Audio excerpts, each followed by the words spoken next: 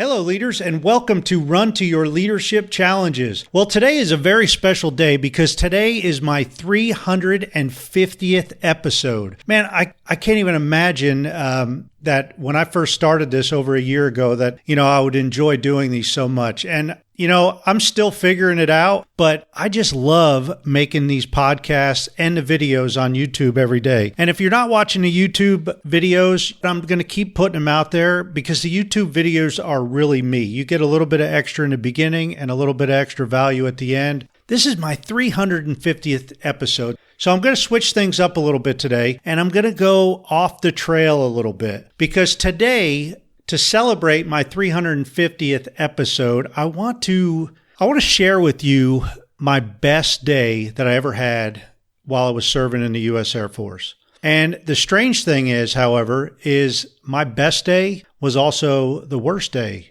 in my career in the U.S. Air Force. And I want to explain that to you just a little bit.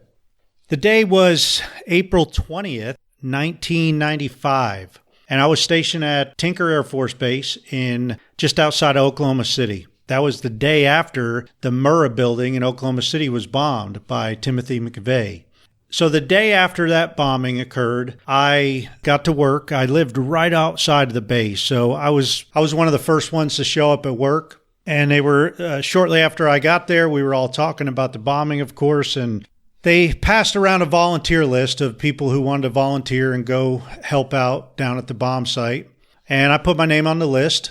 Didn't even have to think twice about it. Well, about an hour later, I was sitting in a bus on my way down to the bomb site. And as the day played out, when we first got down there, I hooked up with 3 other Air Force people, and we were a team of 4. And at first, we checked into the post office, which was kind of catty corner from the Murrah building. And they put us on a detail just walking up and down the streets and just marking any kind of evidence that we may have found. After about doing that an hour, they said they needed four people to go to kind of pair up with this team of Tulsa firemen, and we were going to actually go in the building and start digging through the rubble. So the 4 of us, we paired up with I think it was 12 Tulsa firemen because there was 16 of us total. We went into the building and we got safety briefings going in because at this point there was a lot of big slabs of concrete hanging down.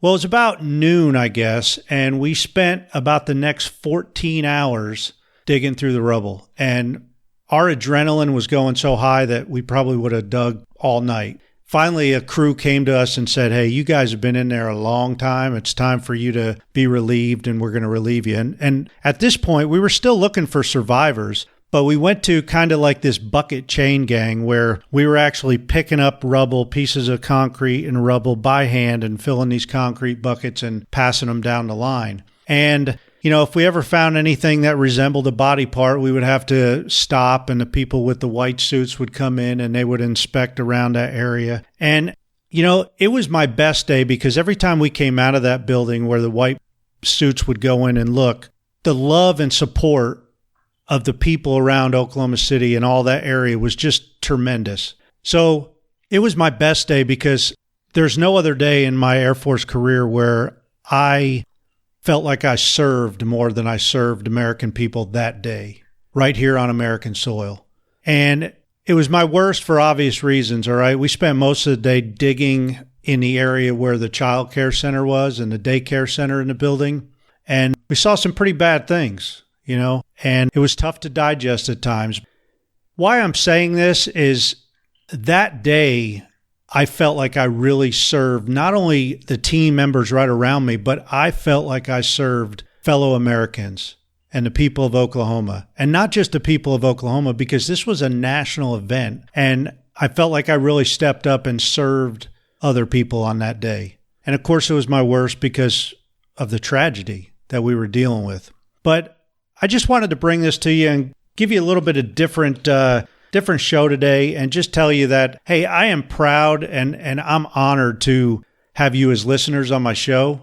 And I hope if there's any challenges that you ever want me to discuss or ever want me to talk about, I've kind of got a theme throughout the week usually, but I'm here for you. I make this show for you. So any challenge that you have is not too big or too small, and I would love to tackle it. feel free to email me at Paul Grau, that's PaulGrau, at currentleadershipcoaching.com. And I would be more than happy to build a relationship with you, email you back and forth. I'm here for you. I'm here to help. So that's all I had to say today. Thank you for listening. I appreciate you so much. And if you want to, check out the YouTube video, and I'll share a little bit extra value on there now. And until next time, run to your challenges.